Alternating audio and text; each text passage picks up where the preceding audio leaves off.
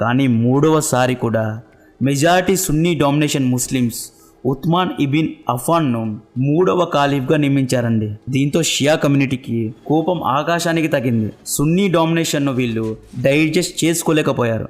మూడవ ఖలీఫ్ ఉస్మాన్ 656 CEలో ఇన్సర్జెన్స్ చేతుల్లో చనిపోయారు. ఫైనలీ నాలుగోసారి షియా కమ్యూనిటీ ప్రతిపాదించిన హజ్రత్ అలీ గారు నాలుగోసారి ఇస్లామిక్ ఖలీఫ్గా నియమింపబడ్డారు. ఫైనలీ నాలుగోసారి హజ్రత్ అలీను ఇస్లామిక్ ఖలీఫ్గా నియమించారు. ఈయన పదవీ కాలం కేవలం 5 years మాత్రమే ఉండేది.